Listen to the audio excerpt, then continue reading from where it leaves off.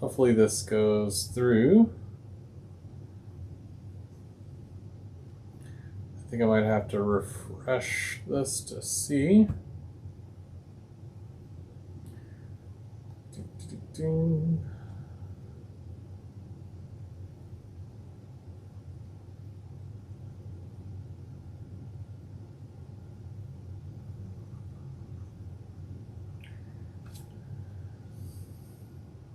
Let's just see.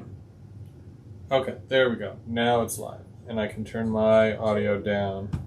There we go. Now I can read all the comments and share with everybody. What's going on? Hi, everybody. I'm Go VR Go Home. Welcome to Third Rail Thursday. There was no little countdown thing at the beginning because I'm using my my live cameras. So I'm in my new office right now. I know it looks like it's in shambles, right? I didn't even really have a chance to decorate yet. So obviously you'll see, the odd poster and whatnot, and I've got my picture up there of all the all the stickers because I didn't get to hang that at the old house. I had that, and then I had to move, so. It happens. But yeah, we've got an exciting night for you guys. This is all part of Third Rail Thursday, which every Thursday we go live and we talk trains, maybe work on layout. Tim normally does graffiti. He was last week. They make it like that. And he normally does graffiti and whatnot. Today I've got a couple of things for you. Next week we'll be over on Mark's channel, M&M Rails. And there's an extra week this month. I'm not sure what's going to happen, but I'm sure by the time next week rolls around, Mark will tell you what's going to happen for that 1 week, that extra week. And then, of course, we've got GVO After Dark, which usually happens the last Thursday of the month. So we had a poll. I did a poll.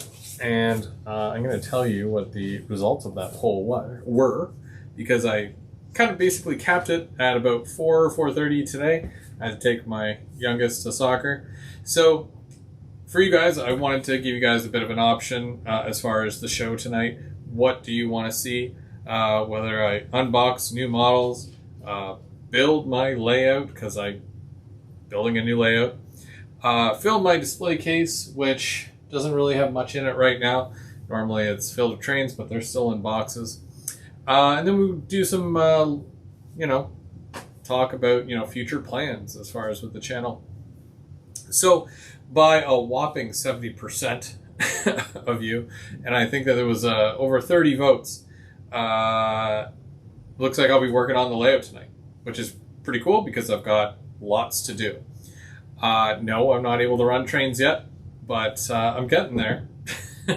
Give me a couple of weeks, and then of course future plans. We'll be talking about that, and of course I might have something new to unbox. Bub stopped by earlier today, and he brought me something that I had pre-ordered over a year ago. I think it was at least a year and a half ago. But these are the Operator scale train tank cars. And if you guys remember, I did an unboxing of the rivet counter version of this tanker. They had some issues upon delivery, and they ended up selling all of those to who still wanted them at like 50%. But these ones here, these are full price. So I think I'm going to open one right now just to kind of kick things off. Because for those of you who did want to see me unbox something, it's just a little treat for you. Scale Trains, I find, always does a really good job of, whatever they do. Their locomotives, their rolling stock. They just don't have a lot that I particularly like. And of course, as far as Canadian stuff, they don't do a lot of it. But there you go. There's your information packet that it comes with. And this thing, it's almost like a poster. They give you like a tank car poster. Yeah, and if you wanted to do an exploded parts diagram, there you go. So that's pretty cool. Lots of little parts. Like I said, the last ones that they put out, they had an issue with them, and they sold them at a discounted rate. But it was such an easy fix. I said, yeah, let's do it. You know, they gave you the option to cancel, and I did not cancel. So now for these two, because I've got two of them here, both are different numbers. So there's this one and this one here. It was, how much did I get? So it was I paid $117. Keeping in mind it comes right from Scale Trains directly, not to me, to Bubs, and then he brings it over. So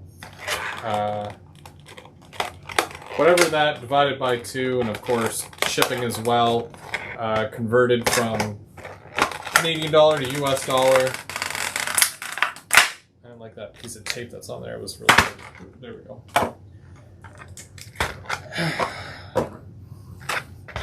But in general, these are always really nice cars. And even for an operator, this thing still looks very well detailed. I like that it has the number on the top. And it's a good weight too. That's very solid compared to, let's say, a Walthers. And I do like my Walthers tank cars, don't get me wrong. You know, I'd have to see both the operator and the rivet counter side by side to truly see what the difference is between them. And I think it might be the piping just on the ends, because there's not much on the ends of these. But yeah, it's still a really nice looking car, and I'll be very happy to add that to the fleet. Very small couplers too. That's very new, guys.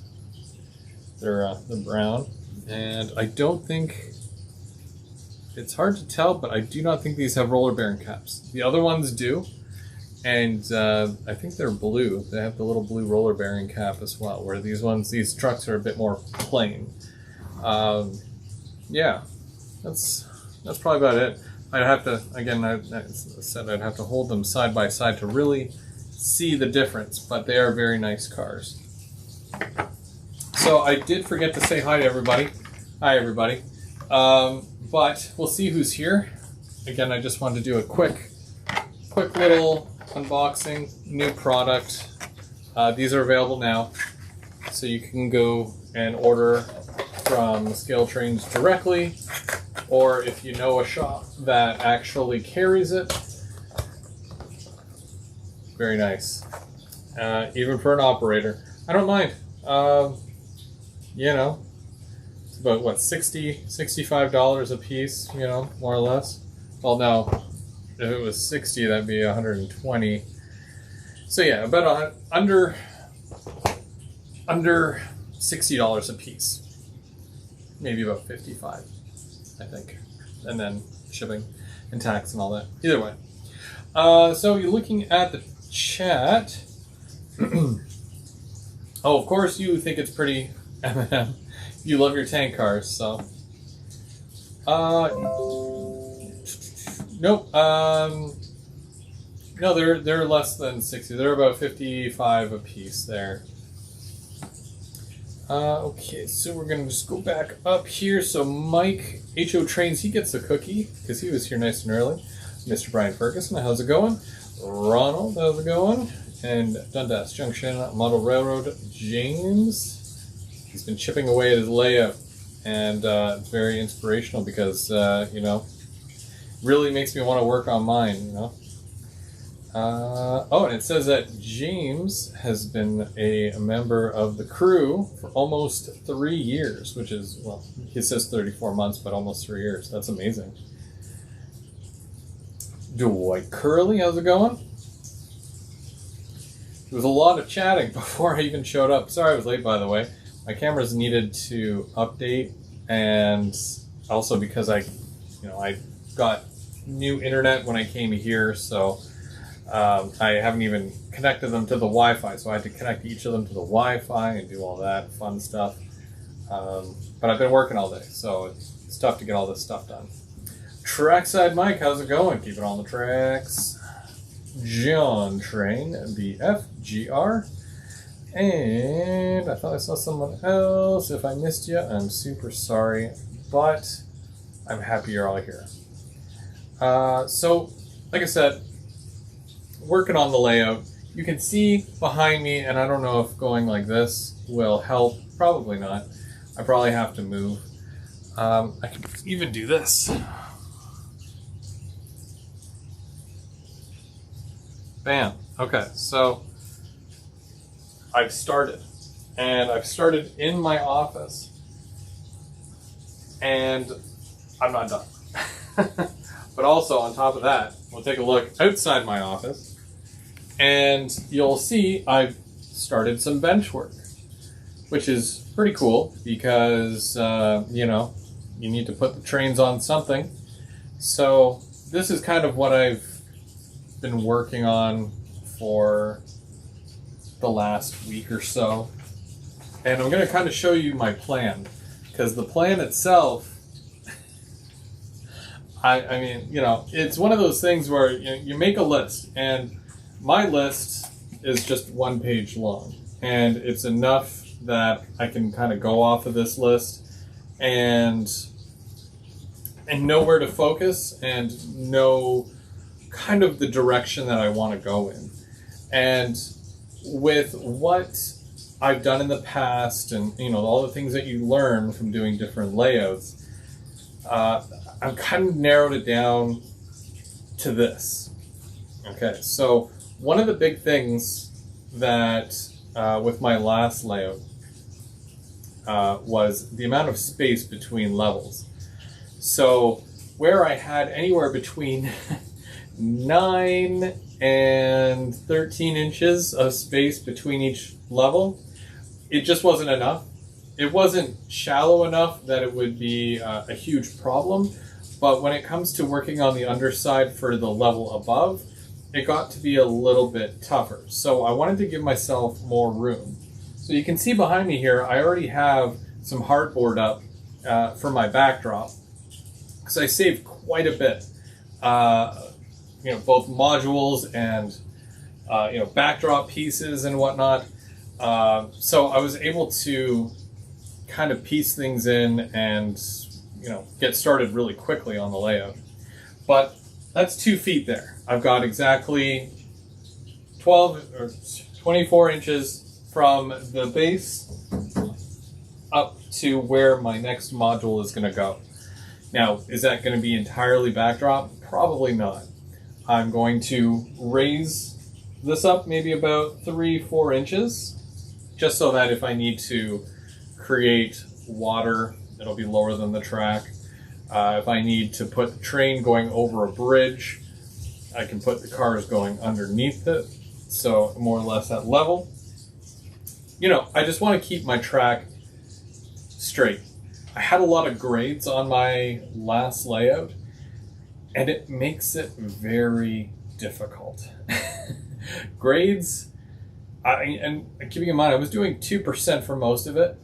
It's not the grade that stifles me. It's just the you know, coming off the grade and going, you know, from flat to up as well. So more or less the start and the finish of the grade. 2% is fine. I get it. You know, I know how to do it. Do I enjoy doing it? No. So I'm going to try to avoid that. I find that a lot of people will have more success with an ultra flat layout opposed to, you know, having grades here and there. I will still have a helix, which is going to be, you know, roughly about 2%, but I'm going to have to make adjustments to that as well. But that'll be the only grades that I'm going to try to stick to. 2 levels, not 3. Last layout I did 3 levels. Super ambitious. I did it. I don't regret it, but I want to finish this layout, you know, a lot sooner. I find that if I only did 2 levels on the last layout, I probably would have been able to do a lot more and get a lot more done. So I'm going to stick to 2 levels. I want a really nice train station, which I'll talk more about a little later, but it's going to go on the 2nd level right here. And that's kind of where I'm aiming to put it, right in here. A big yard. Again, this will all be explained a little bit later geographically, because there's specifics. When we get into the specifics about what I want to have and what I'm going to build, you'll see. I want to challenge myself. I want to add things like Ys and reverse loops and, you know, more technical stuff, not just like the basic wiring. I've had a few requests on how I do my wiring for the layout. I'm not a wire expert, not a crazy good electrician, but I mean, I can make a layout run. So I'll probably do some videos on that. I want to redo the lighting. So I have these light strips, LED light strips, and they work really, really well. Shout out to Dave Coe, because he had tried them originally, and I liked them so much on his layout that I got them from mine as well, off of Amazon. However, when I did my lighting, I ran the strip on the front part of the upper level, and it would create dark spots closer to the back of the layout. So instead of running it along this way, I'm going to run several rows from front to back all throughout. And then I just have to wire them all together, daisy chain them. So that's another thing I'm hoping to do. More switching. I'm a big fan of putting a train on the tracks, letting it run loops all day, every day. But I do want to get into more switching. And now that I have a Jeep 9 and Slug, I would like to do some more switching. Or any, because I don't really do too much. But I do want to do more. I'm going to use Code 100 Pico track. I used Code 83 on my last layout, and it looks okay. But when I do my super elevated curves, and for those of you who don't know what that is, basically, when you're going around a curve, you wouldn't go around a curve on a flat piece of track. You would do almost like an incline so that the train will hug the curve, and it just gives it more of a streamline look. But on Code 83, it's very low to the ties.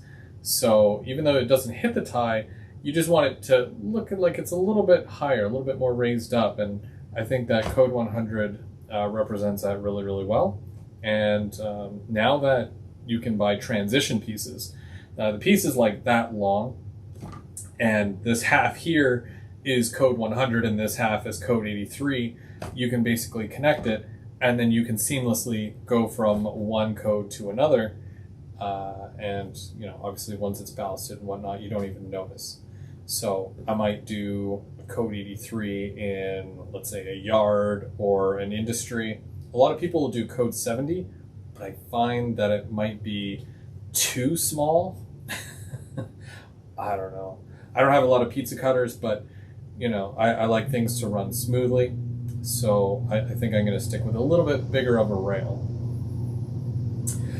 Portals, thanks to Trackside Mike and being a really bad influence. When I was at my old house, he kept saying, just put a hole in the wall and make the train go through, and then you can expand. Expand.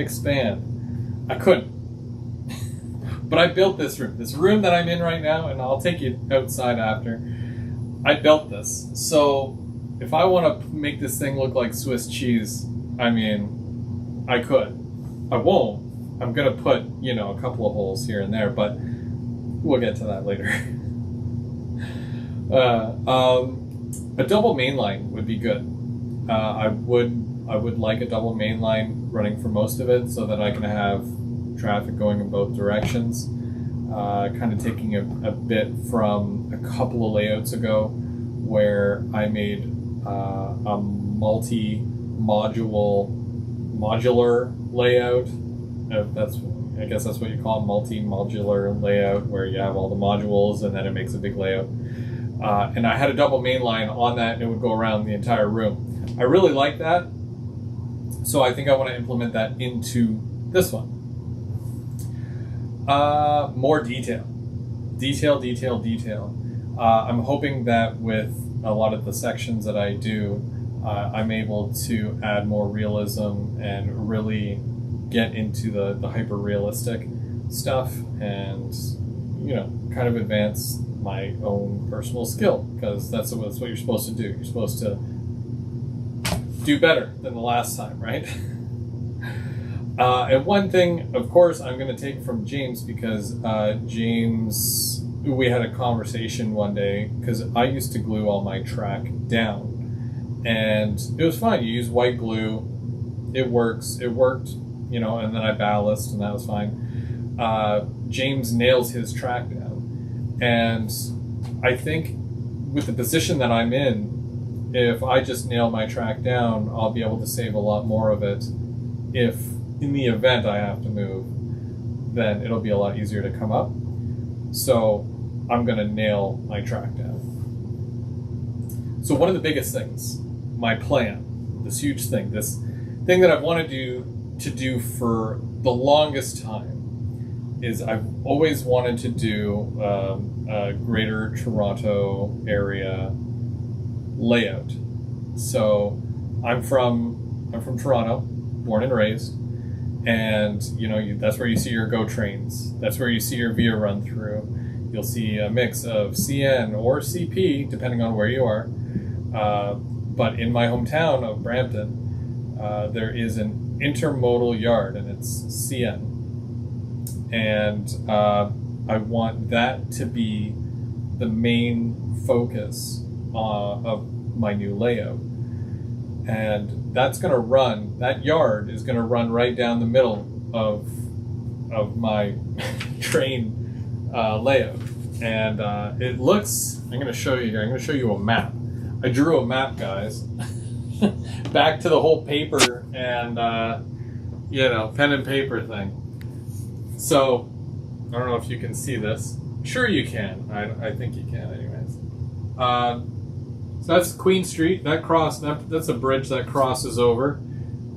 James stood on this bridge and took some rail fanning photos and video, if you go check out his stuff. There's 3 tracks that run up, and then the yard is on this side, and it's all intermodal. I run more than just intermodal, so I'm going to use more than just intermodal. And then this is Steeles. Steeles runs under.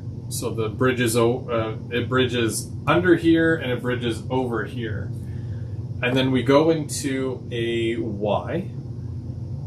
And then when you go this way, you end up way over, like, I don't know, what is that? Eastern area of Toronto, that way. And then this way, you head towards Brampton. But the weird thing is that in order to get to Union Station, which is all the way over here, you take a detour and then you hit a lot of these GO stations, right? Like you got Etobicoke and Bloor. And then you also have a conjoining line. So the GO, when you're heading west, if you go this way, yeah, you'll come up to Brampton. But when you go this way, you head out to, well, this is Lakeshore Boulevard, and then you head out eventually to Hamilton and Niagara Falls, out that way. So how do I represent this? How do I do this in a 2-tier layout? I could only really show you by talking about it, or by like physically showing you. I did have, because I was working on SCARM, and I tried working with that. it worked really, really well. And then Bub suggested XCAD Track, and I tried it for like 10 minutes and I couldn't figure it out to save my life. So now I've got just pieces of paper with little plans on it, and I can't remember what's what here because I've done this so many times. Okay, I think this was it here. So this was the bottom level that I was gonna do. So you got the yard, it goes up into the Y. You head this way towards Brampton, and then you've got your Canadian Tire distribution center. You got Brampton Go, and then you eventually make it all the way down to the Helix, which is right here. But when we go this way, we just head that way, and then it goes into my office and whatnot. I'll do whatever there. And then, of course, you go up to the second level. Hopefully everybody is, like, following along here. So coming off the Helix, there's two major sections here, and it's not confirmed yet, but I'm going to try. So this area right here, which is right above right above my Y, this here I'm going to try to make a similar version of this, where you're cutting from Lakeshore and Bloor Station into Union. Now Union will be in my office on the second level, and when you go this way, obviously you're going towards Hamilton. So that means I'm going to try to use my steel mill, because I've got the Walthers steel mill. Now it's going to be a very dumbed down version of a steel mill, because you need way more than what I've got, but I'm going to try.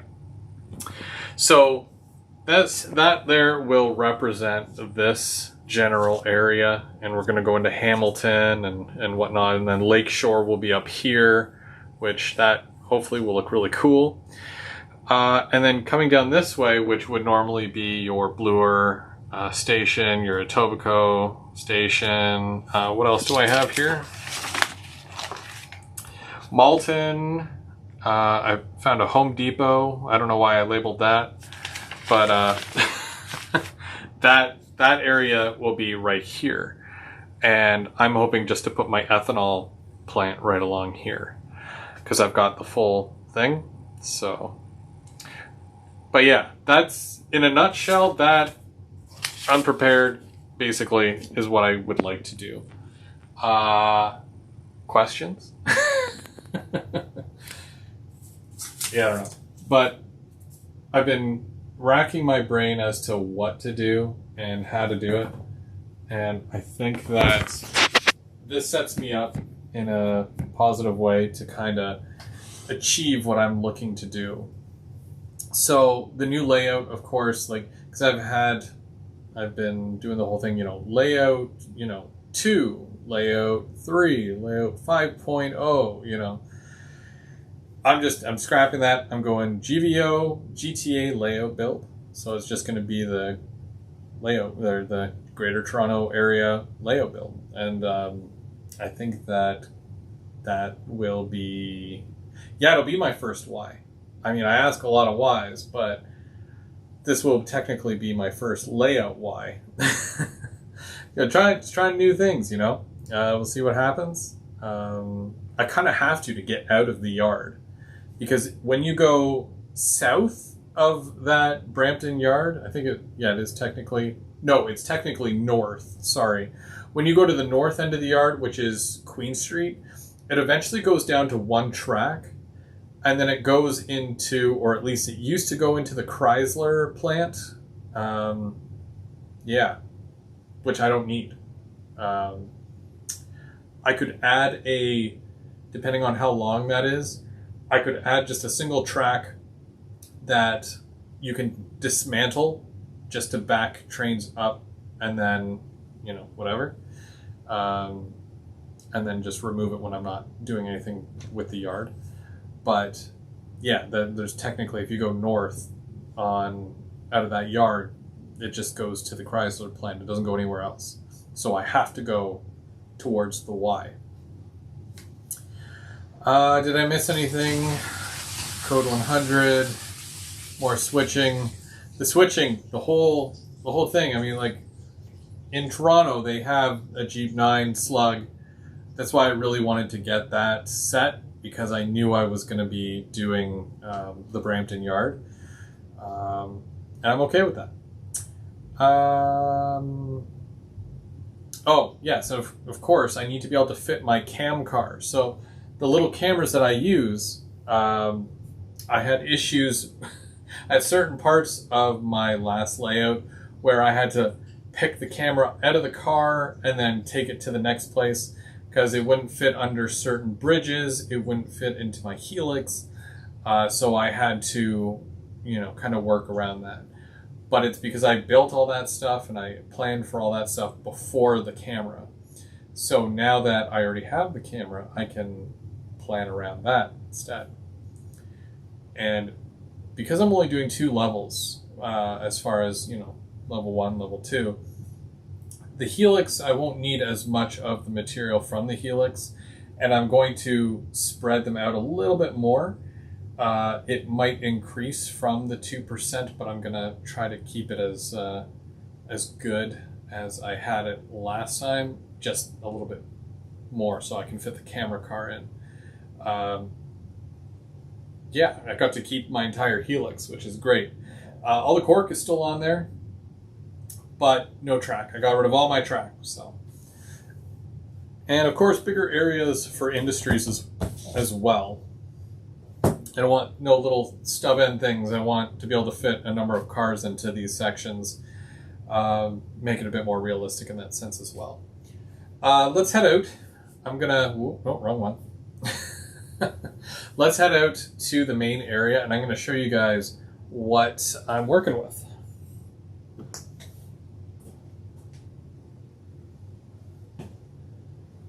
So, this was the start of the bench work here. When I compare my last layout with how I'm doing this one, I would build 2 modules. I would build a main one up here and then one down there for stability. I'm bypassing that. It's going to be stable enough with the weight and of course sticking to these 2x4s that I'm putting up behind. Now they act as a support just like I did with my old layout, so it was never attached to the wall. In certain cases, of course, I did attach over here, like this is my office. You can see I had to build this entire thing. So there are sections that are attached to the actual wall structure, which is fine. But other than that, it's mostly going to be freestanding because I'm not, there's nothing to attach to. We've just got the pink walls, right? The walls of foam. This is another big thing here. This is the only window down here, and it's also an emergency exit.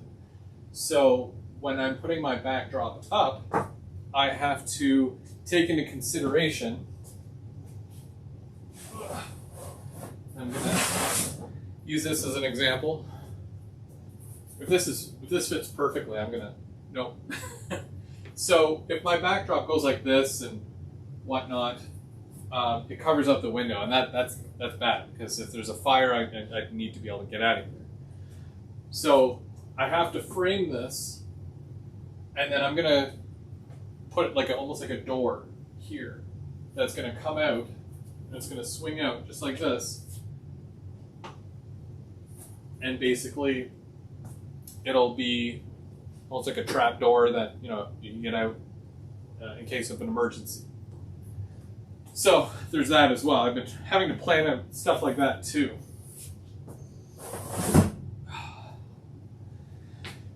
And yeah, for sections like this here, because this is one of the ones I'm going to use. So this is all from my second or my last layout. So I'll have to put a level, I think it goes right like this, and it's going to go right over top. So that's your first level with all this room, and then second level with all this room. So that's why I'll be able to fit my steel mill on the top here, because those kits are really tall. So I'll have way more room.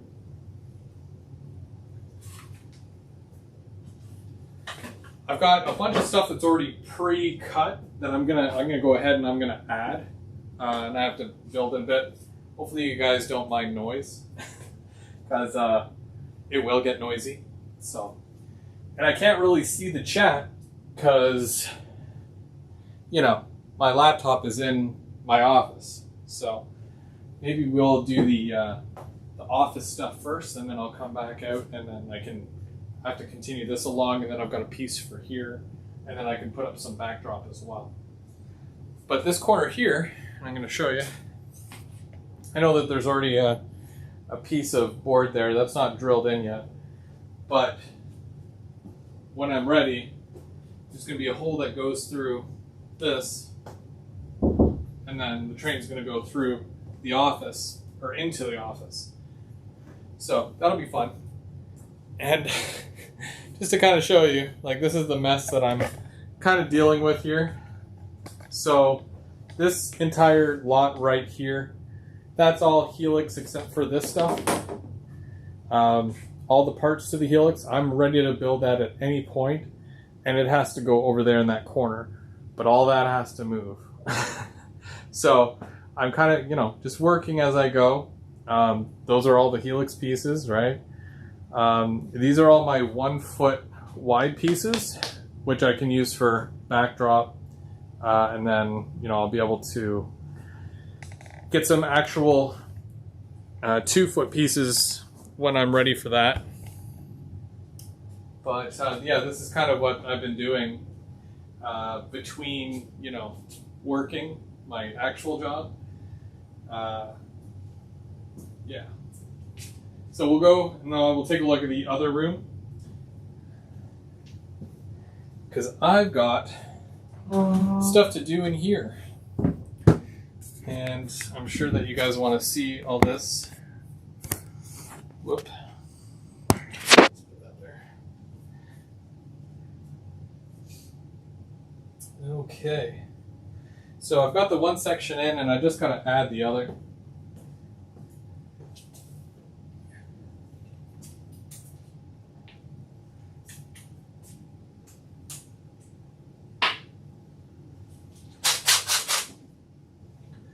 Loud noises. All right. Have a good night, Kevin. So these pieces, I've already cut the length. They are going to go just like this in here, but I have to make this whole thing into a module first. And I'm pretty sure I put, yeah, there. I wonder if I had another piece for that. I'm not sure. And where are my screws?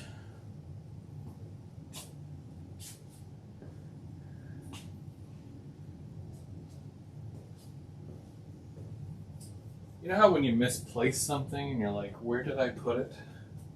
Yeah, that's, oh, there it is.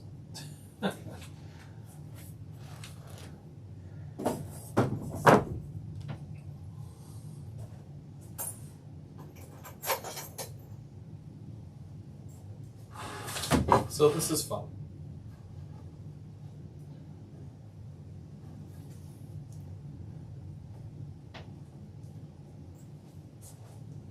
I just need my, I'm so unprepared. Nah, I'm all right.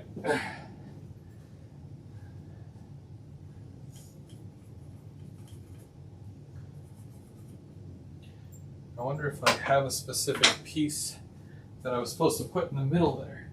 I should.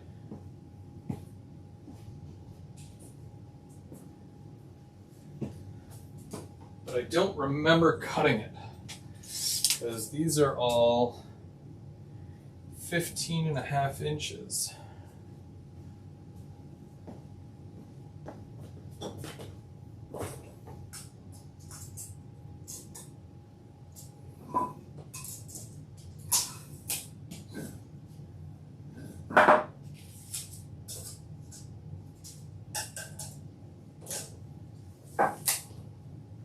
Well, most of those are 16 inches, not 15.5.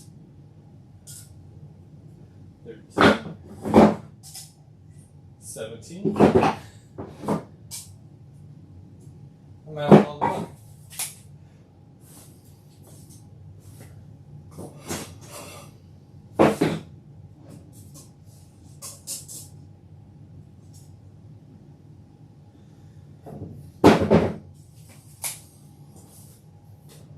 I don't think it's too big of a deal.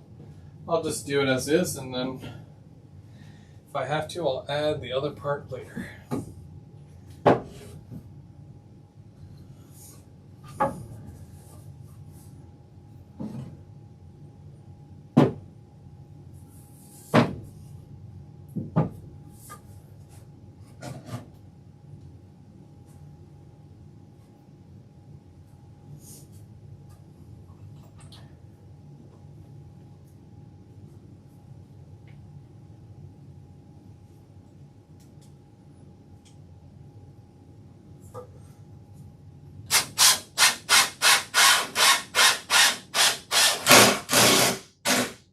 Hopefully that's not too loud.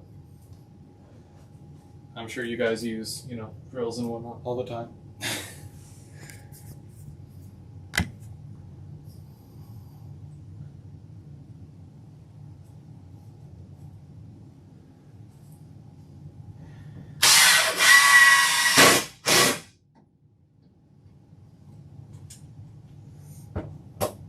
Could have sworn though that I had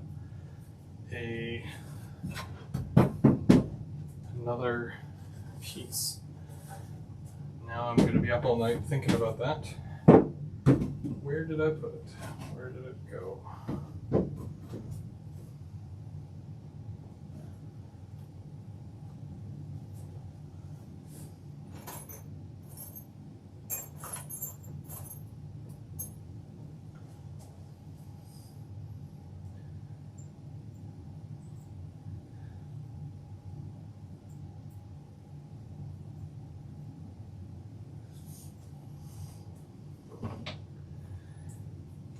So I'm thinking, or what I was thinking of doing, so I was saying that the top part of this, up here, it's going to be almost like a Union Station. Mind you, Union is probably going to be when you look at the scale of Union, it's not 9 feet long, that's for sure. So this might be half of that. I just need a spot where I can park my passenger equipment, and I only need 6 feet for an okay size passenger train. So I figure 9 feet should be more than good.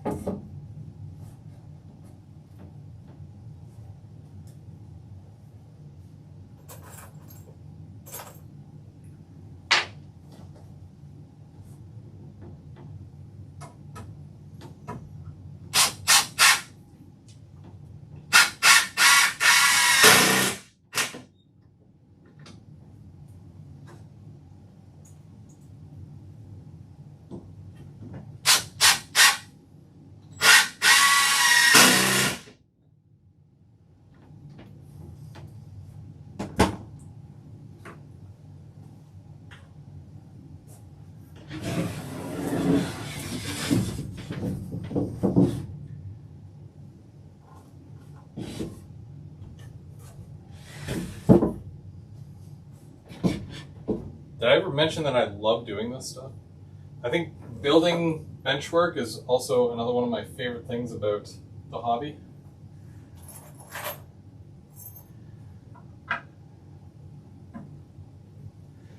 It's definitely not wiring.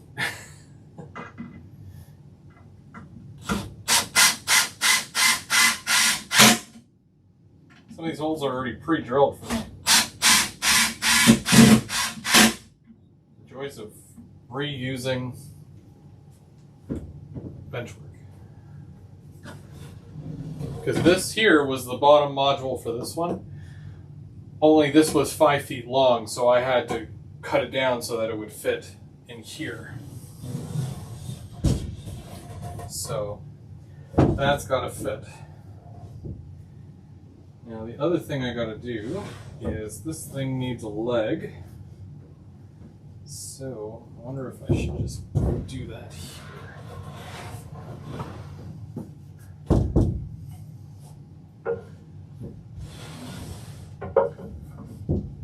gonna have to grab my clamp. Excuse me. Where did I put my clamp?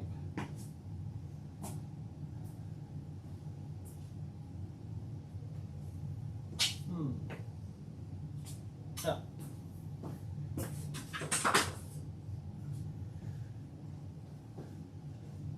I wondered how much of this I would get done tonight. I wasn't too sure.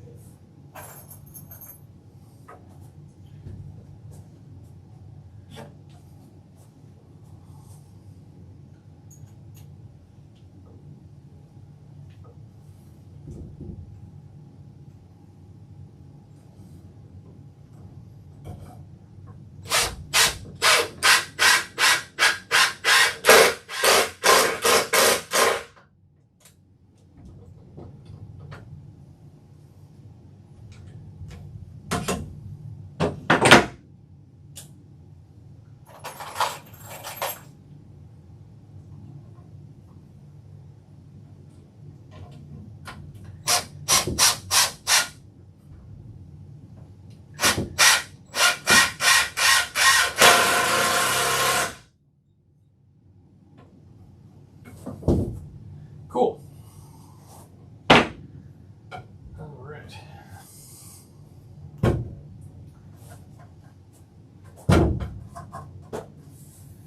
Now, without breaking my glass case,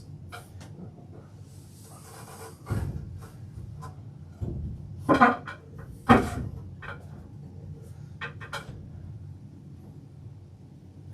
should be good.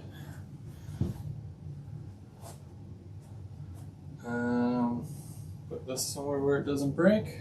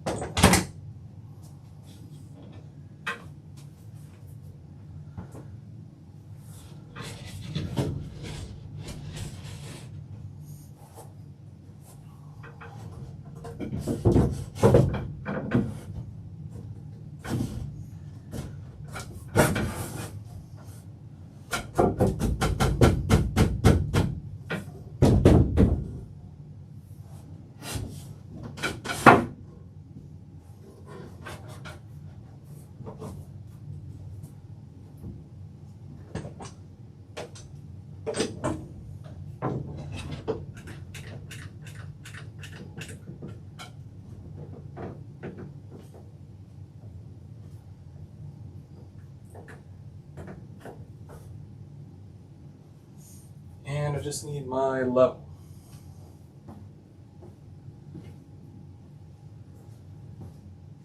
You know, I have no idea how Heath does it, because his place is pretty compact as well.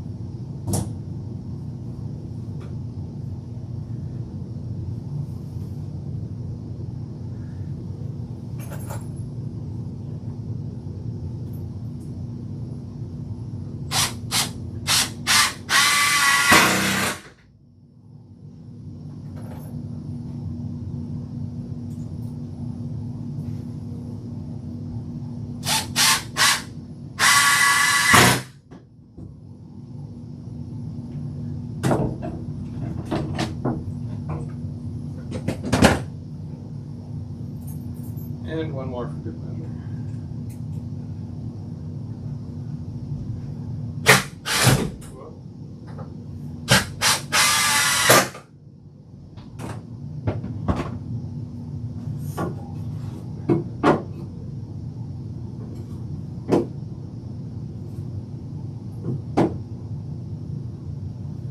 It's good.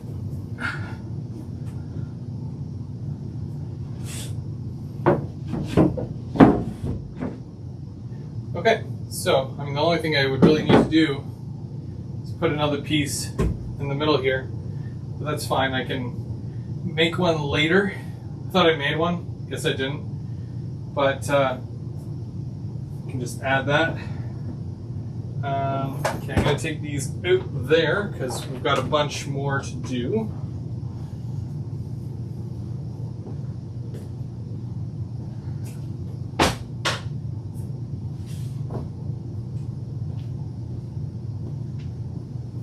And now I've got a little shelf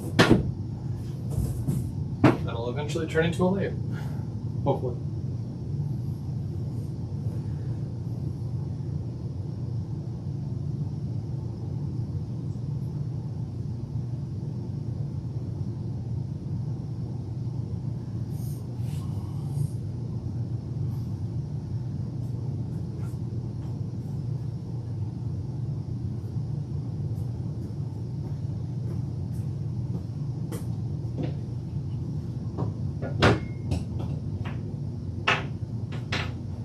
Drill.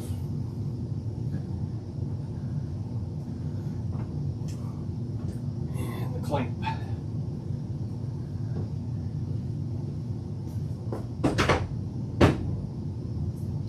So this is the next piece, which is going to go continue on here into the corner.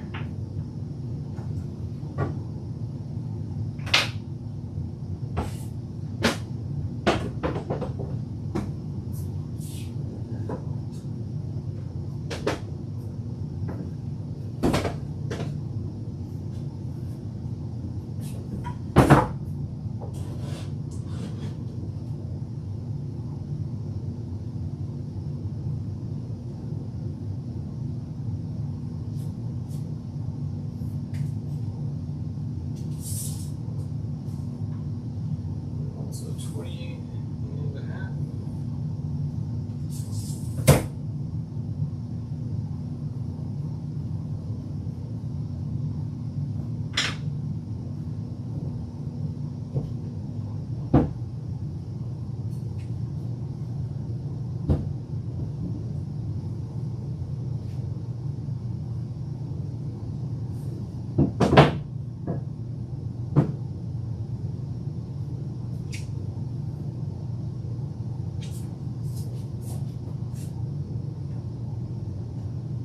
To add some lights down here as well, because these lights, I mean, for the sections, it's okay, but it's not bright enough, I find.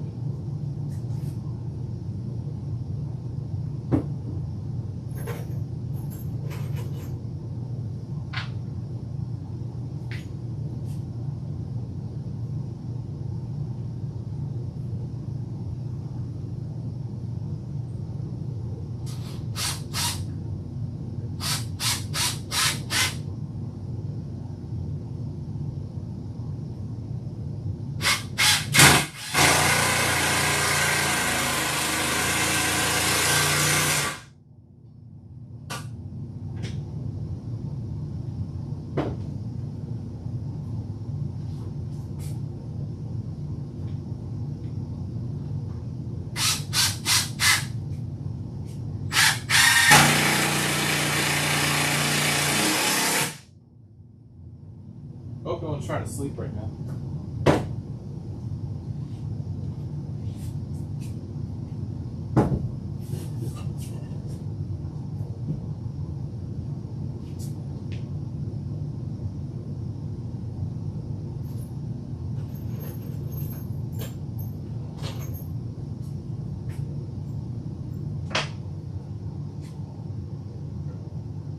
I'll probably be putting a layout update video up soon, so you can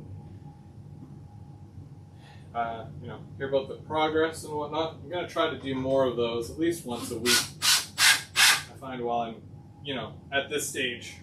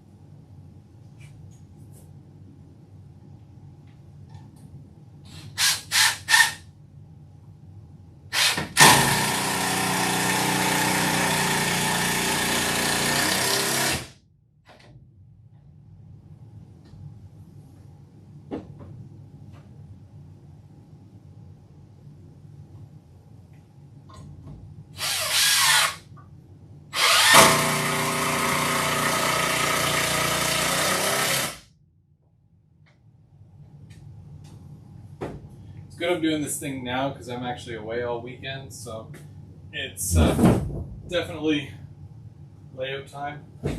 Despite the fact that it's almost 9 o'clock, unless it is past 9 o'clock, I'm not sure. And I'm not too sure of yet.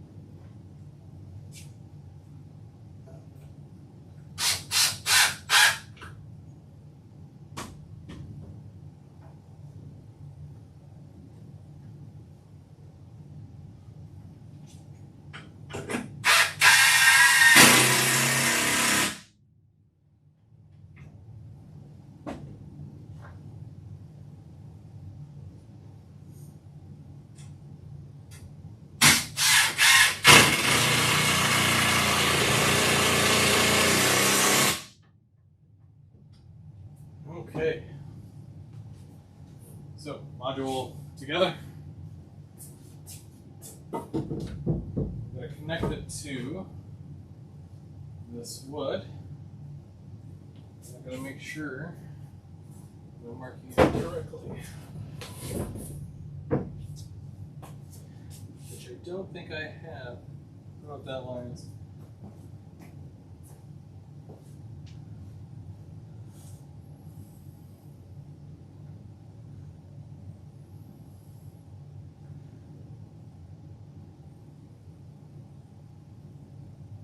Hey Randall, how's it going? Bubs, how's it going?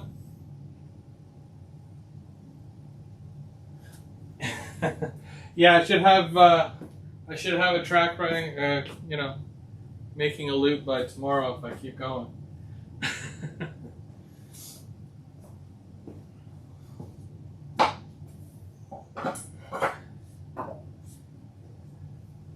These are the old legs from the old layout. And they're 30 inches tall. And they would sit just on the inside there. What I'm doing is that I need 2 corner pieces. So there's this one. This one goes up against the wall.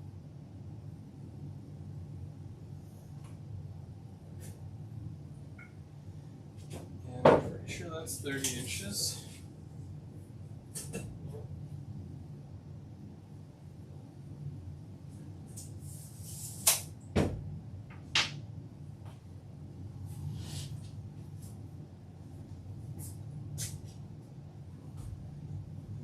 Go right there.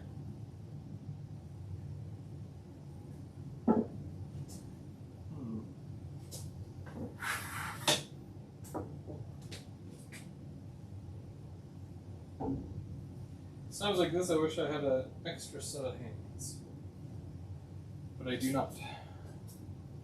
So let's see if I can. See how that works.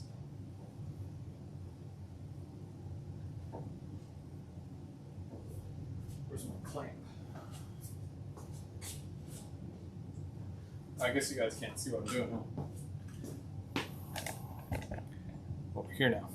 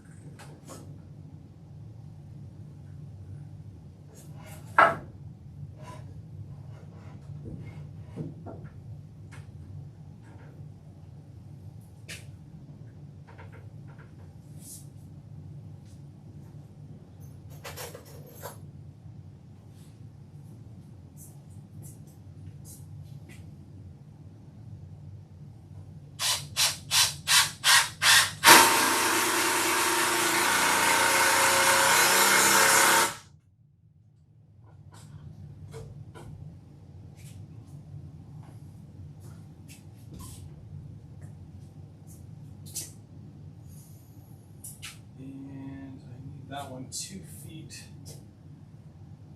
away from there.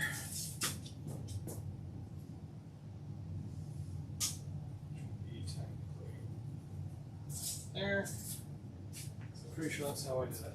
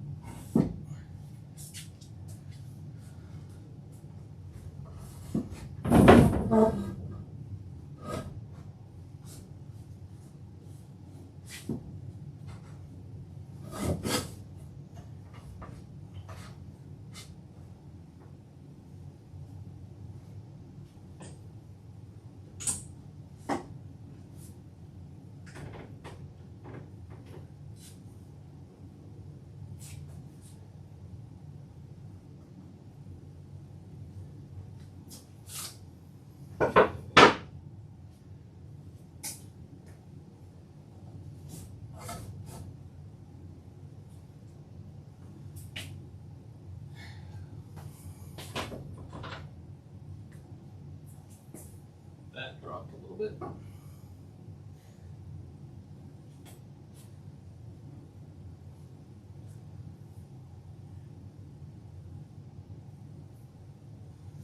sure if I tack that into there, I tack that into there, it'll be good. I hope.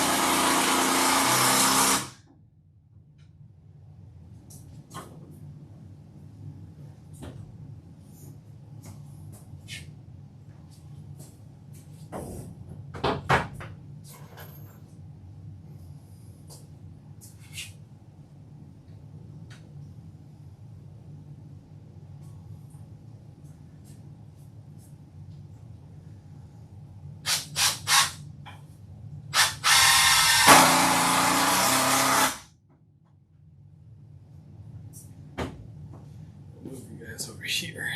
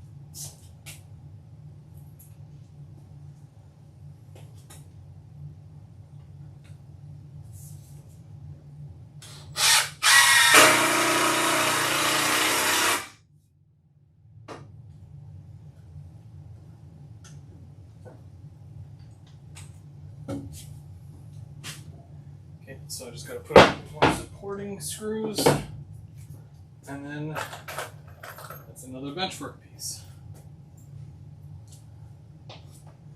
Oh, just do want to check to make sure it's.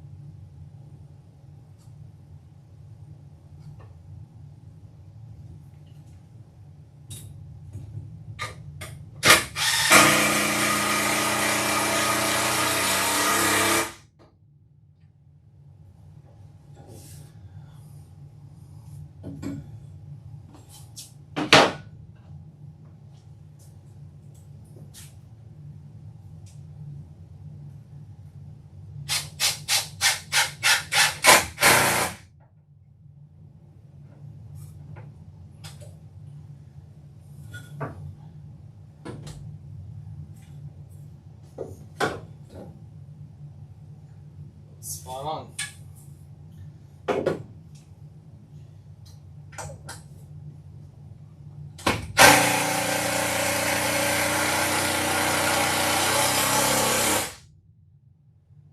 Okay. Whew.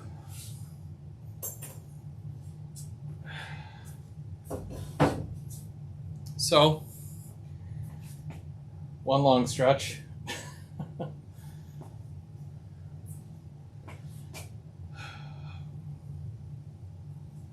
I think it'll be all right. I've got a piece that'll go across here. That's what this one is here. But I got to take all these shorter pieces off because I want it 2 feet, where this makes it like I think 1.5 feet. So I cut all these new pieces, which are a little bit longer, to you know, actually 2 feet.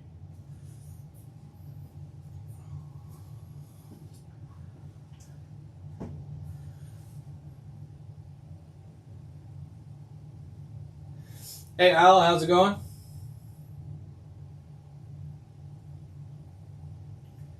And Chris from CP Whiskey Creek, how's it going?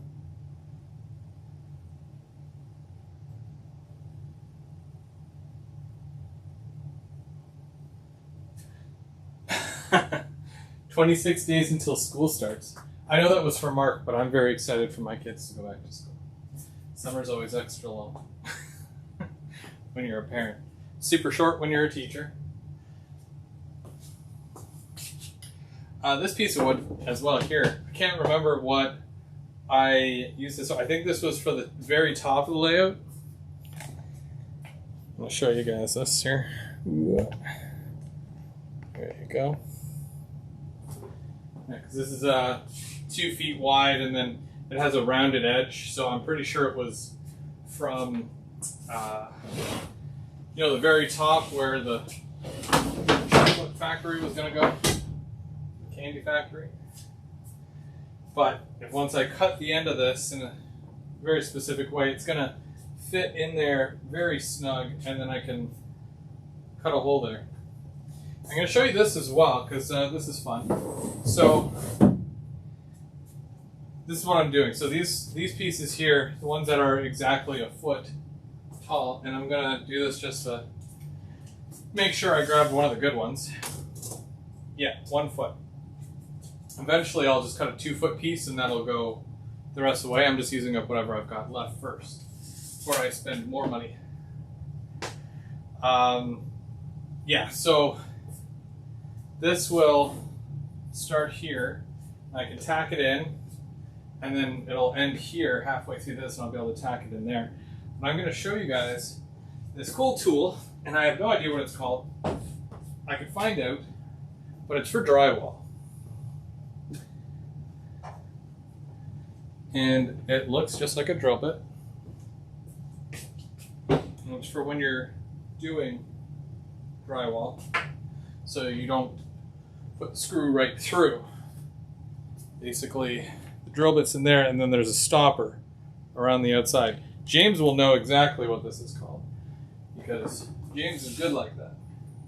Me, I just, I say the doohickey that does this. That's my thing.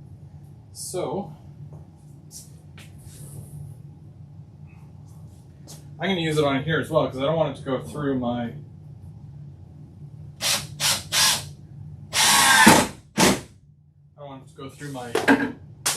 my board, because that happens.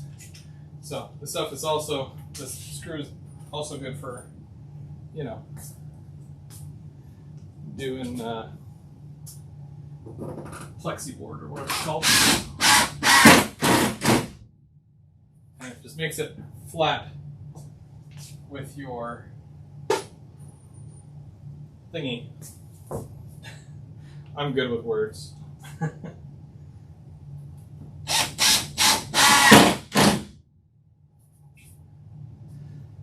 Now, as far as backdrop and what I'm going to be doing with that, I'll probably end up ordering more of that stuff that I had before.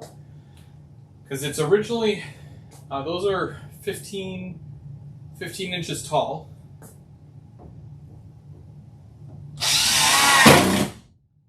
And if it's 15 inches tall, just to kind of,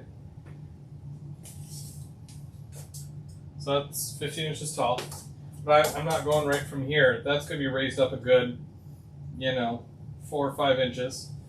So 5 inches plus 15 inches, that's 20 inches. So it's going to be a pretty tall backdrop, and you'll only see from here to here.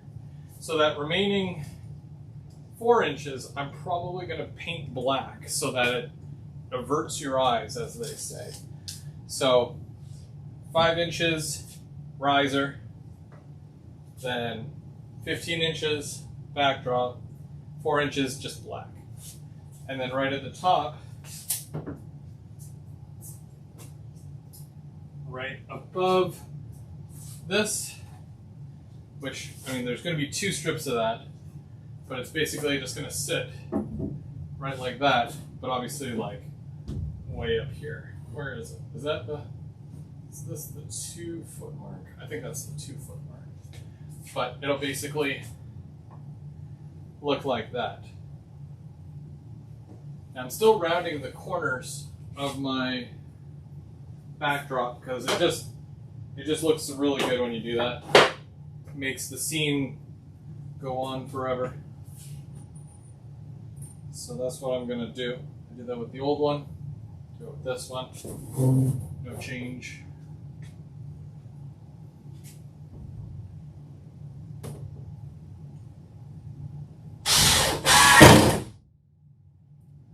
Now I will have to cut a hole in this, so I won't be doing anything too crazy with it until I figure out, what's going on.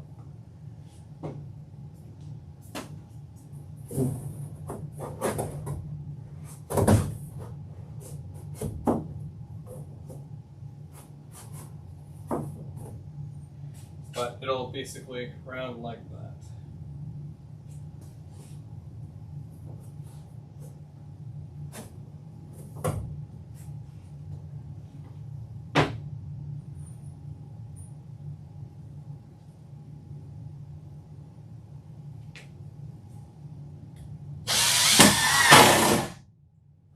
I do feel a little spoiled having most of this stuff already done for me, but it's only because it's taken apart from my old layout.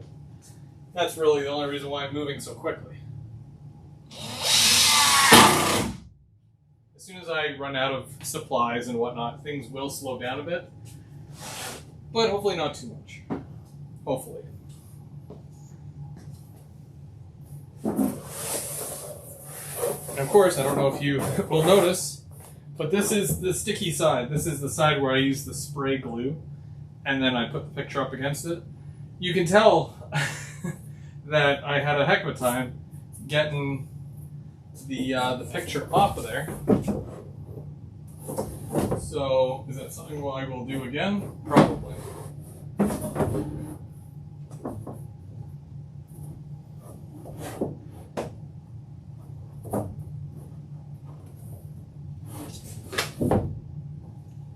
This one's shorter.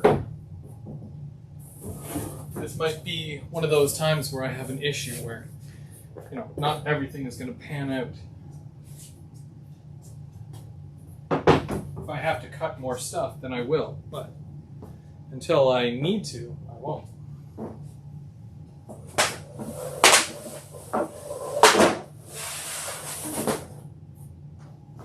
I'm just going to keep using the stuff that I can. Hope for the best.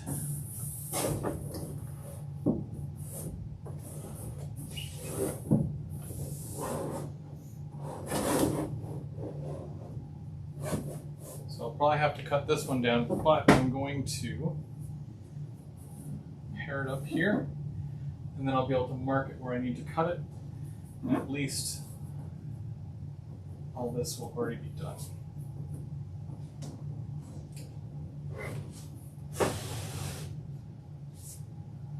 Stay. Good.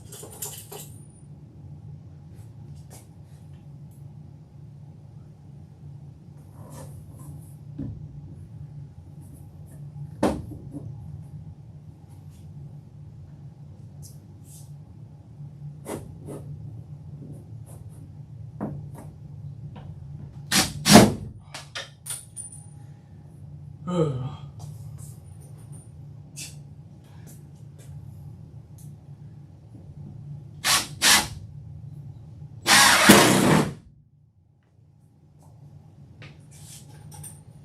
in mind as well, the GVO barbecue is coming up. So if you're still interested in going, make sure you let me know.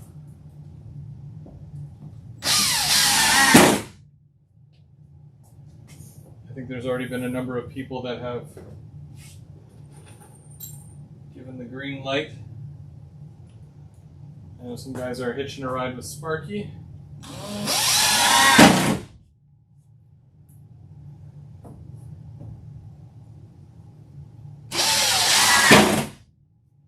That's pretty cool.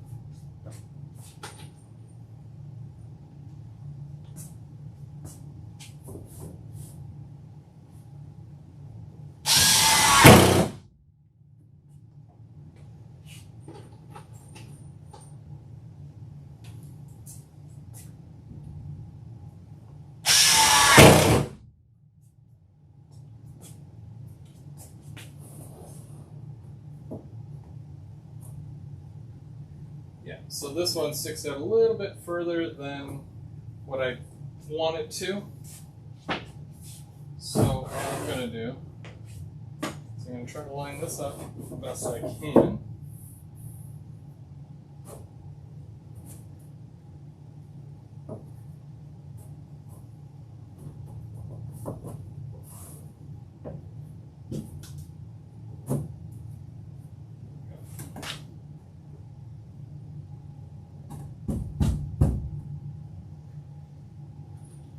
And then I'll just have to remove it, and then I'll make cuts, but I'll do that after.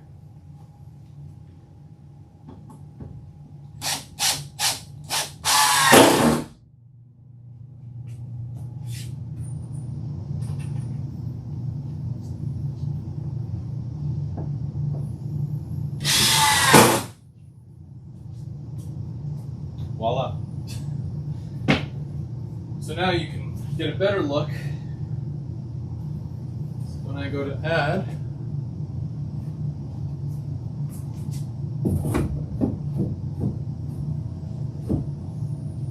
my second load, which will go just like that.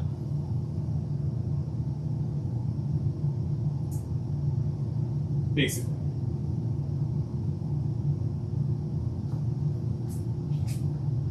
And then obviously a piece will come out this way. This will be raised up a bit, and et cetera, et cetera. But I'm not too worried about the second level yet. I mostly want to get the main level done and whatnot. Sure how far this goes. See, this one would need to be cut down a little bit as well. Which again, it's okay, not a huge deal.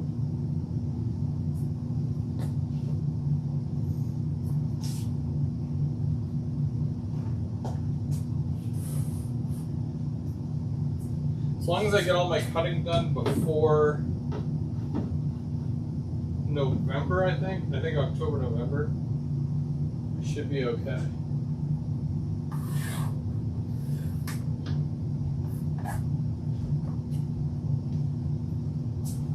We shall see.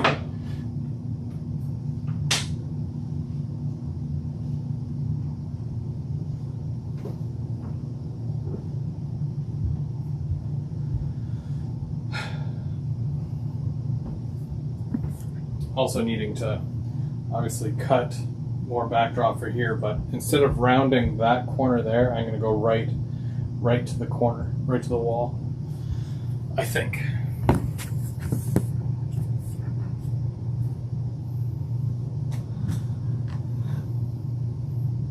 Oh. Oh.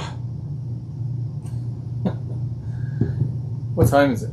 Oh, it's 10 to 10. I think we can round things off here. I think we talked about a lot tonight and got a lot done. I've got tons more to do, obviously, and no signs of quitting, so that's good. didn't get to do anything with my display case yet. You can see I've got, you know, a couple of mugs in my building, and then a couple other knickknacks. Yeah. Actually, I do want to open up this. Sorry.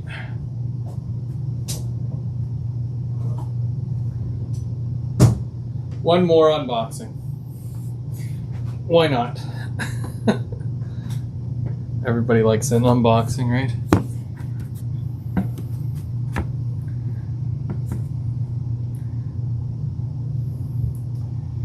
All right. So, what we've got here. This is, if you can even see it. This is the Aurora Miniatures. And this is the 60-foot plate F box car, and this is the GATX Blue. And I've seen a bunch of these going through Toronto, and when I saw that Aurora was doing them, they'd announced them last September. I'm like, yeah, I can't wait for those to come in. So this is a pretty nice one.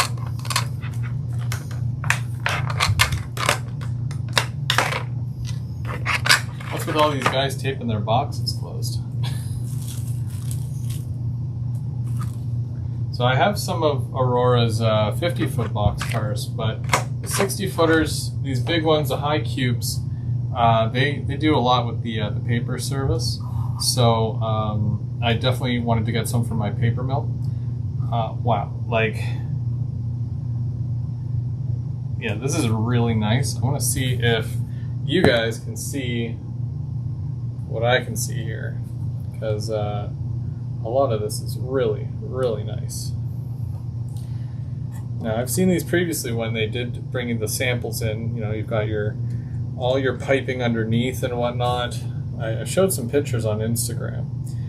These will be coming out in N scale, so Chris, if you're still there, CP Whiskey Creek, you might need a couple of these, just because they are really, really sharp. I don't know when the N scale ones are coming, but yeah, if you get a chance, definitely pick one of these up. That's right.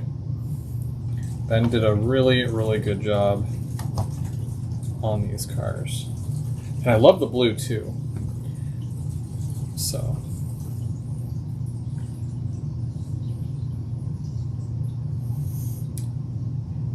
Dwight is giving one of these away, apparently, for the Christmas time. So that's really cool.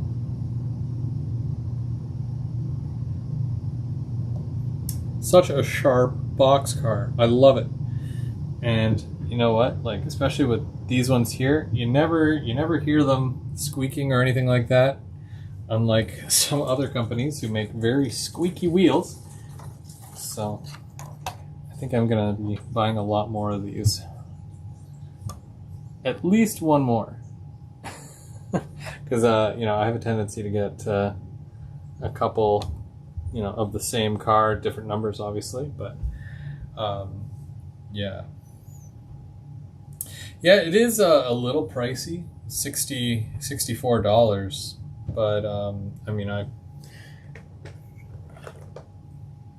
pay, you know, some cars are worth paying a little bit more, you know what I mean?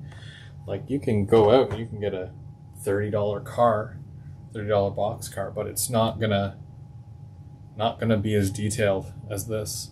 I'm surprised you can't just like lift the latch and the door open. That's how realistic it looks. But yeah, the only thing I'm always concerned about is the couplers. Couplers are a huge thing because it's all part of the function, right? If it doesn't function, if it doesn't stay, you know, coupled, then it's not gonna make it from point A to point B, right? But you know, I don't have any issues with my other Aurora box cars. I've got a couple of the yellow ones, so.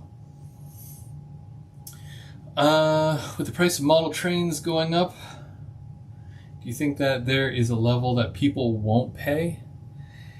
Yeah, it's tough, right? Because when you look at auto racks, they range from about $65 to $100.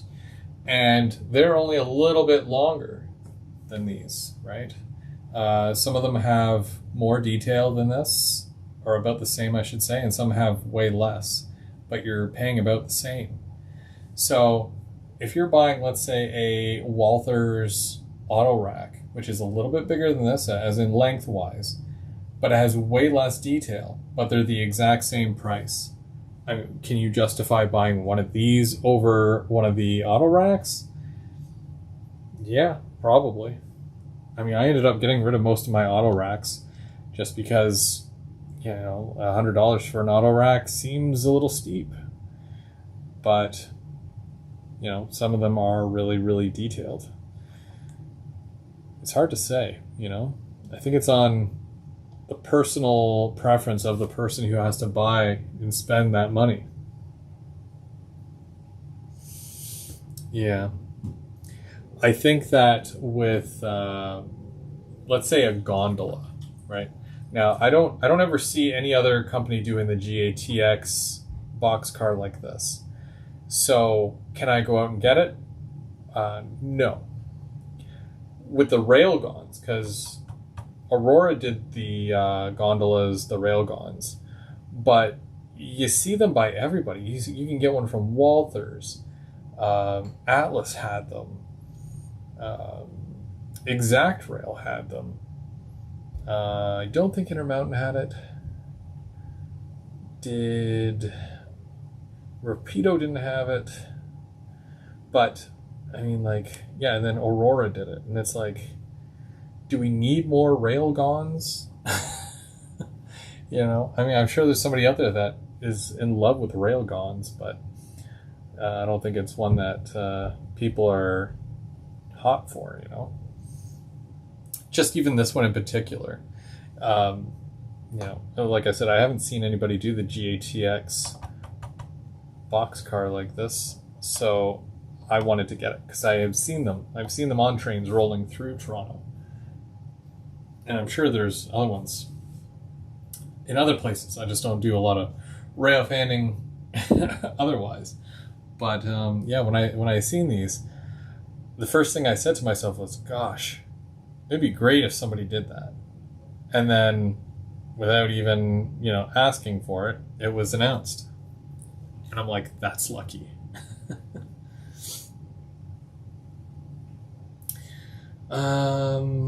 Sure. Yeah, I think that when a rolling stock piece, like when a car, boxcar, gondola, tank car, when it hits that $50 mark, and I am talking Canadian dollars, right? I'm not sure how much they would be going for in US, but when it hits about the $50 mark Canadian, it better be a solid model. That's all I have to say. So, yeah, that's because if it's not worth the $50. I'll pay, you know, $20 or $30 for a car that has, you know, not as much detail or whatever, but because I have some. But yeah, when you're hitting that $50 range, you better make sure it's a darn good car. But anyways, I wanted to open this because I've had this for months now, and I've wanted to open it up, crack it open, and share that with you guys because, yeah, I've wanted one of these for a while. So, very nice. I really like it. And I expect even more great things from Aurora.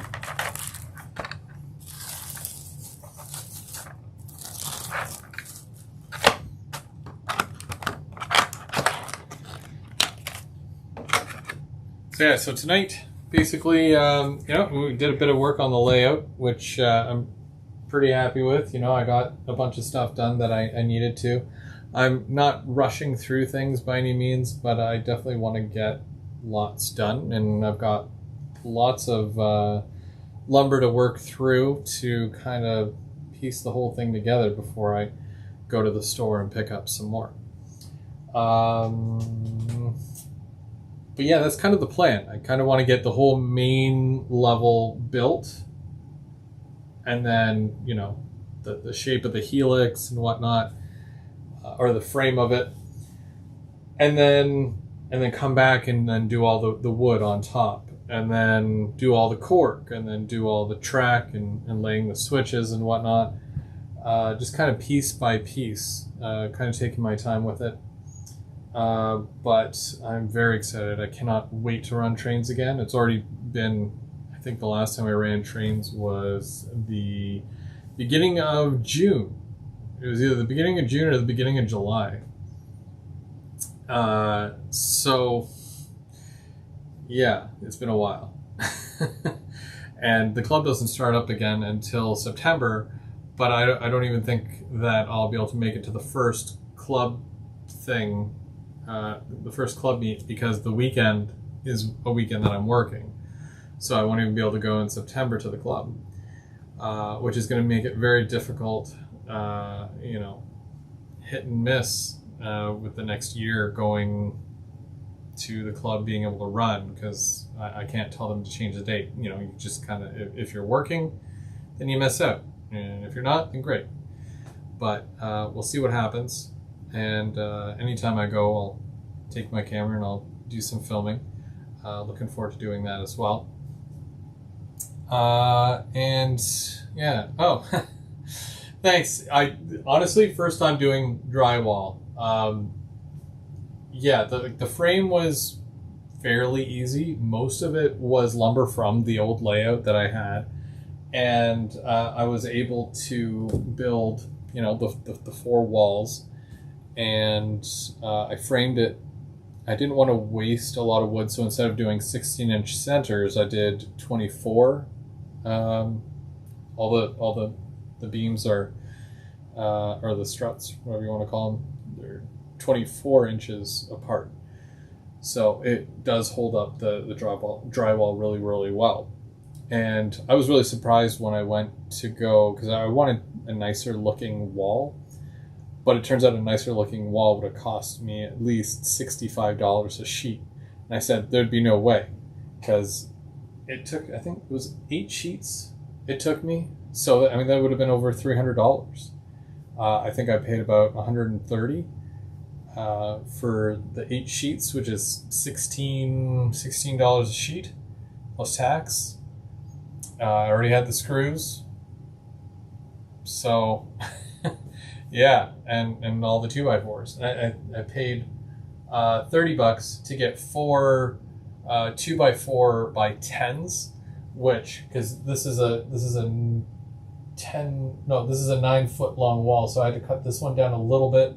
Same thing with this one, because I didn't want to go out too far. And then, of course, making the walls with the door and then whatnot. It was fun. I have fun doing this stuff. But drywall is stupid heavy. I've never worked with drywall before. So here I am alone in the Home Depot struggling. And then you meet the nicest people in lumber stores, because I had somebody just come up and he started helping me lift the drywall into the cart out of nowhere. It's either because I was taking too long, or he saw that I was struggling. Either or. And then, loading it into the back of a van as well, which, very tough. Some things you should not try to do by yourself, let me tell you. Drywall is ridiculous, though. I don't like it at all, and I can understand why nobody likes using it. So, and it's all, I'll just throw it away. If I have to move, this all has to come down. But I'm not worried about that right now. But in the future, I'm gonna get rid of it. I don't need it. I won't take it with me. I didn't bother mudding. No, and I'm not gonna make it look pretty. It's my office. I work here. That's my 9 to 5 is working right here. So it's nice that I have a little layout behind me that I can, look at and ponder while I'm trying to do my job. And eventually I wanted to go around my computer desk here and through the wall, which will be fun. But to have, I want to do a little switching thing here, like a couple of industries, or one industry that's really long, and then the main line comes through, goes around, and then goes around the computer. Just for fun, you know, because I can put a hole in the wall and easy peasy, right? Yeah, I'm excited. I think I'm a lot more excited with this layout, knowing what I've already done, all the things that I've learned that I can implement into this one. Very excited to be able to, you know, do this. And, still doing it, chipping away one day at a time. And hopefully soon I'll be able to run trains, and we'll get back to running trains live, you know, because I always love doing that. And I'm sure some guys appreciate that too, you know. Some of us like watching other people run trains and see what they're running, and hear their opinion about different cars and whatnot, different locomotives. Yeah. When Mike comes out in September, I'm gonna specifically give him a sledgehammer.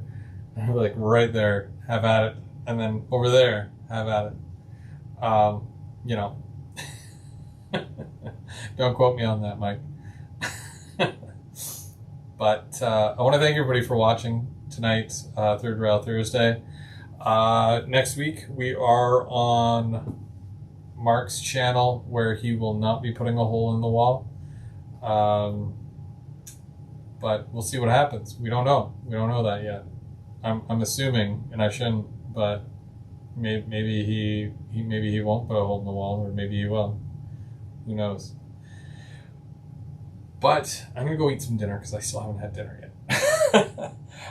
It's been a long day. So thank you guys. Thank you so much. And we'll see you again real soon.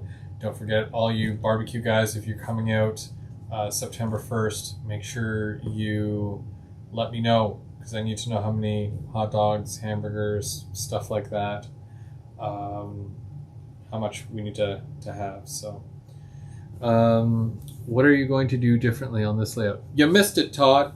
You missed it. I already went over all that. I wrote it all down.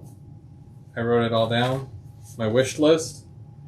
It's right at the beginning of the video. You have to go back and watch, or you can just watch going forward and then you can compare. Either one, because I think it took me a good 20 minutes to go through everything, and I don't want to bore everybody by going over it again, unless I do it really quickly.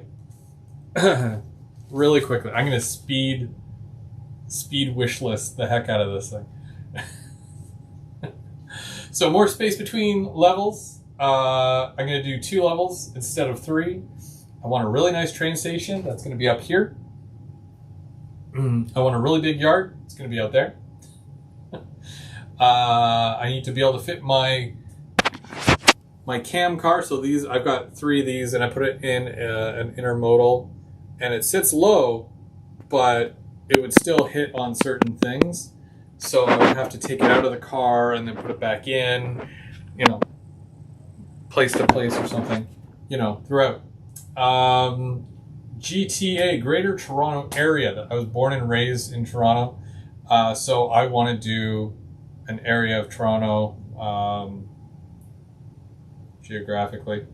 And of course, the new layout theme or name of the layout is the GVO GTA layout build.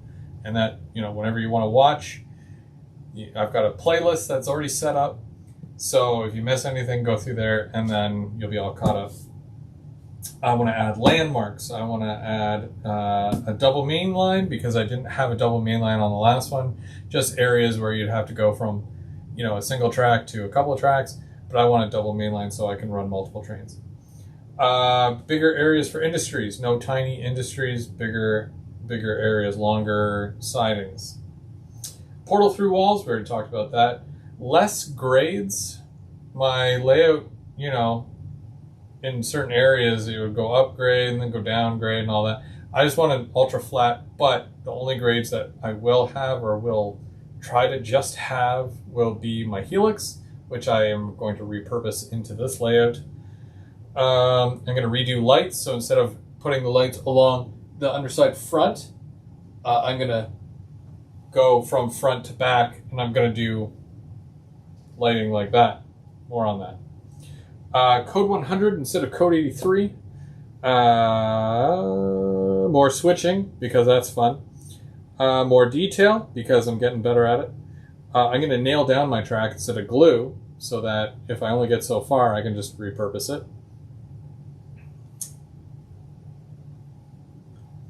I was going like all over the place. Yeah, I think that's about it. I mean, it's not a huge list. It's a, I'm trying to keep it modest, but like at the same time, I want to have fun. And to me, this is fun. Yeah. Fun. No stress whatsoever. But I'm just checking the comments. Auroras are super awesome. I love them. I had and have a fleet. I'm awesome, apparently. Thank you. Danny's coming over to build Union Station. I hope. That's another one, because Denny, I know him as Denny. Trackside Mike knows him as Denny, but for you guys, it's N-Scale Dystopia. So, super jealous, but in a envious kind of like you're a great guy kind of way. He has a Toronto N-Scale layout, which he could probably fit in this room because N-Scale is like, smaller. But I religiously watch his videos, and then when he puts out a new one, it's like, nope, stop what you're doing. Gotta watch this. Because he loves the same stuff that I do. And I've always wanted to do a Toronto style layout, and he's been working on one in N-Scale. I feel bad that he has to do N-Scale, but I'm just kidding. But I was like, so I had to live vicariously through him, because, I had a layout where I was doing Northern Ontario, focusing on Ontario Northland, and, 3-4 hours north of Toronto, like a ways away from Toronto. It's just what I chose at the time, but now I'm focusing more on GTA, so I'll be able to do all that. And maybe I'll get him to build me a Union Station or something. I don't know. We'll see what happens. What are you going to? No. You can't do that, Derek. I'm tired. I have not eaten since lunch, and my lunch was like 2:00. So I only do that once. Good call on Code 100. Absolutely. Don't get me wrong. Code 83 is still really good. My whole layout, my last layout was Code 83. When I had first started that, I told myself I was going to do Code 100 on the main, and then I'm not going to say lazy. I was going to say lazy, but I was just like, well, I've got Code 83. I don't want to have to go out and get Code 100. So this time around, no, I'm sticking to it.